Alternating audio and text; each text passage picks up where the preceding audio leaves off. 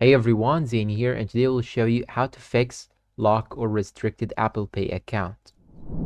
First of all is to open your setting, and then you need to scroll all the way down until you see wallet, and once you are in, you just need to tap on your Apple Pay Cash card.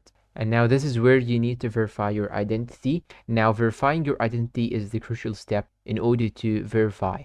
Fix this locked or restricted account issue. Now, if the problem persists, you need to make sure to try out resetting all your settings. So you'll have to go to settings again, then go to general, then go to reset iPhone and click on reset all. Now, if this also fail, what you need to do is to simply call the Apple support. And to do so, you should download Apple support from your app store or simply contact them and they'll help you exactly to fix your issue.